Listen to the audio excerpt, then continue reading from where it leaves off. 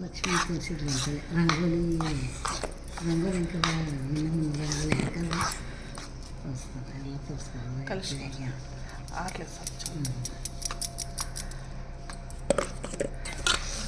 ಅದ್ರಾಗ ಅದಾವೆ ದ್ರಾಕ್ಷಿ ಪಾಕ್ಷಿ ಎಲ್ಲ ಅಷ್ಟು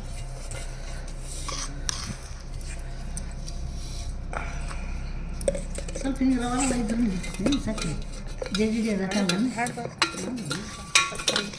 ಅದು ಬಂದ್ರೆ ಟೇಸ್ಟ್ ಜಡಿ ಹಾಕ್ತಾರೆ ನೋಡಿ ಗಟ್ಟಿ ಹಾಕಲ್ಲ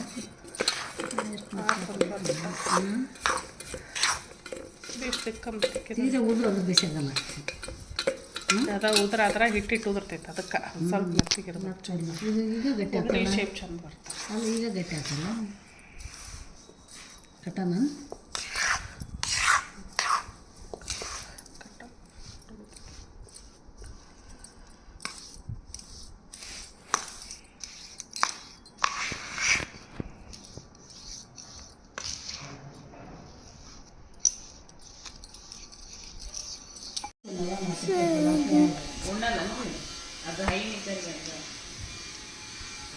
ಮೈಸೂರು ಪಾಕ ಒಟ್ಟು ಸಕ್ಕರೆ ಸ್ವೀಟ್ ಹೇಳ್ತೀನಲ್ಲ ನಮಗಂತೂ ಬೇಕಾದ್ರೆ ಹಾಲು ಮಜ್ಜಿಗೆ ತುಪ್ಪ ಸಕ್ಕರೆ ಸ್ವೀಟ್ ನಮ್ಮ ಮನ್ಯಾಗ ಮೊಸರು ಕಡಿಮೆ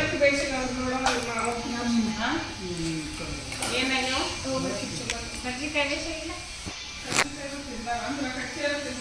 ಹೌದು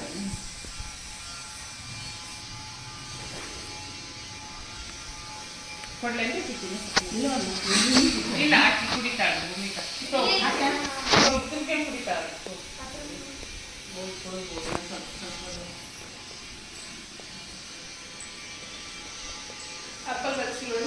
ಸ್ವಲ್ಪ ಊಟ ಆಗೈತಲ್ಲ ಸಣ್ಣ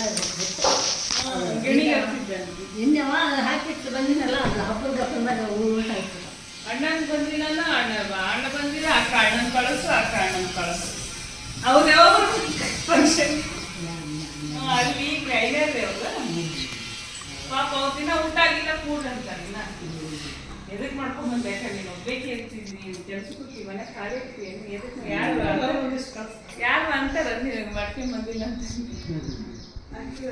ಏನ್ ಬಿಡ ಹೋಗ್ಬೇಕಪ್ಪ ಪದ್ಧತಿ ಇರ್ತೈತಿ ಒಮ್ಮೆ ಮಾಡೋದು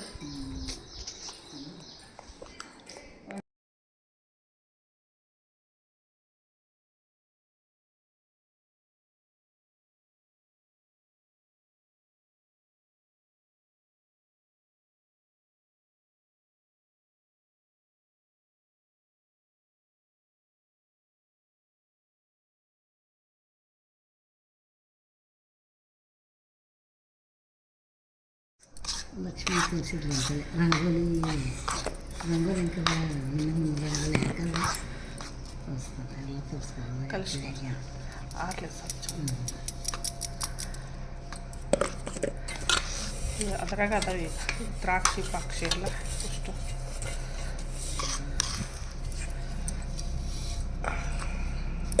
ಸ್ವಲ್ಪ ಹಿಂಗೆ ರವಾರ ಇದ್ರು ಸಕ್ಕರೆ ಜಡಿ ಅದಕ್ಕಲ್ಲ ಅದು ಬಂದ್ರೆ ಟೇಸ್ಟ್ ಜಡಿ ಹಾಕ್ತಂದ್ರೆ ಗಟ್ಟಿ ಹಾಕಲ್ಲ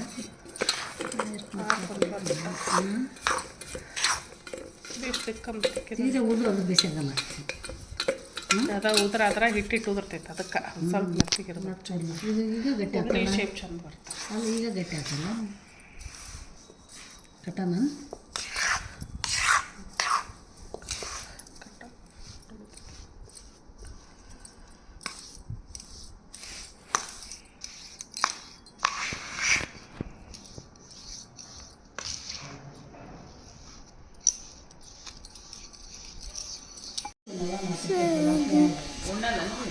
ಅದು ಹೈನಿದ್ದರೆ ಮೈಸೂರು ಪಾಕ ಒಟ್ಟು ಸಕ್ಕರೆ ಸ್ವೀಟ್ ಹೇಳ್ತೀನಲ್ಲ ನಮಗಂತೂ ಬೇಕಾದ್ರೆ ಹಾಲು ಮಜ್ಜಿಗೆ ತುಪ್ಪ ಸಕ್ಕರೆ ಸ್ವೀಟ್ ನಮ್ಮ ಮನ್ಯಾಗ ಮೊಸರು ಕಡಿಮೆ ಏನಾಗ್ಯಾವ ಕಡ್ಲಿಕಾಯಿ ಇಲ್ಲ ಹೌದು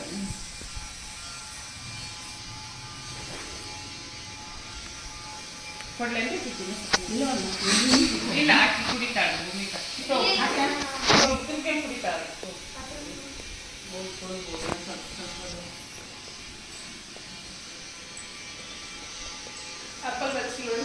ಸ್ವಲ್ಪ ಊಟ ಆಗೈತಲ್ಲ ಸಣ್ಣ ಇನ್ನವ ಹಾಕಿಟ್ಟು ಬಂದಿನಲ್ಲ ಅದು ಹಬ್ಬದ ಗಪ್ಪದಾಗ ಊಟ ಆಯ್ತು ಅಣ್ಣನ ಬಂದಿಲ್ಲ ಅಣ್ಣ ಬಂದಿಲ್ಲ ಅಕ್ಕ ಅಣ್ಣನ ಕಳಿಸು ಅಕ್ಕ ಅಣ್ಣನ ಕಳಿಸು ಅವ್ರು ಯಾವಾಗ ಫಂಕ್ಷನ್ ಅಲ್ಲಿ ಐದಾರೆ ಅವ್ರ ಪಾಪ ಅವ್ರ ದಿನ ಊಟ ಆಗಿಲ್ಲ ಕೂಡ ಅಂತಾನೆ ಎದಕ್ ಮಾಡ್ಕೊಂಡ್ ಬಂದ ನೀನು ಒಬ್ಬೇಕಿ ಇರ್ತಿದ್ವಿ ನೀನು ಕೆಲ್ಸಕ್ಕೆ ಮನೆ ಖಾಲಿ ಇರ್ತೀವಿ ಎದಕ್ ಯಾರು ಅಂತಾರ ನೀನು ಮಾಡ್ಕೊಂಡ್ ಬಂದಿಲ್ಲ ಅಂತ ಏನ್ ಬಿಡ ಹೋಗ್ಬೇಕಪ್ಪ ಪದ್ಧತಿ ಇರ್ತೈತಿ ಒಮ್ಮೆ ಮಾಡೋದು ಕೃಷ್ಣನ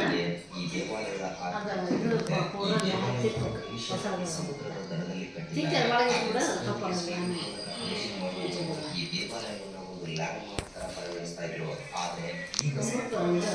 ಊಟ ಮಾಡ್ತೀವಿ ಹಾಕಿಲ್ಲ ನಾನು ಹೊಸ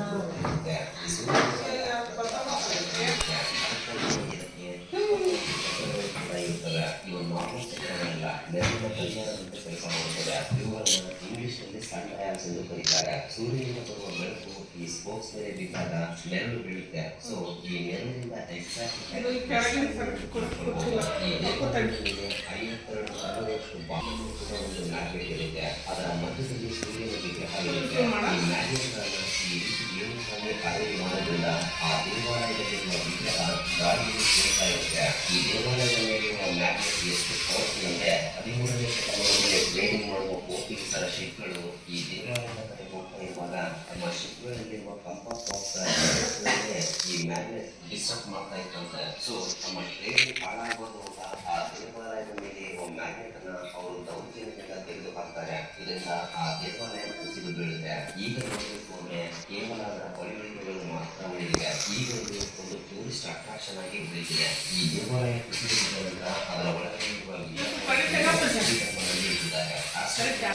ಇಸ್ಲಾಮಿಕ್ ರಾಜರು ನಾಶ ಮಾಡಿದ್ದಾರೆ ಎಂದು ಹೇಳ್ತಾ ಇದ್ದಾರೆ. ಪ್ರತಿದಿನ ಬೆಳಗ್ಗೆ ಸೂರ್ಯನಿರುವ ಕಿರಣಗಳು ನಟಮಂದಿರ ಮೂಲಕ ಗುಡಿ ಒಳಗಡೆ ಇರುವ ಟೈಮಲ್ ಮೇಲೆ ಇದ್ದು ತಿರುಗಿ ಈ ರೀತಿ ಫೋಟೋದಲ್ಲಿ ಕಾಣಿಸ್ತಾ ಇರುವ ಹಾಗೆ ಆಗಿದೆ.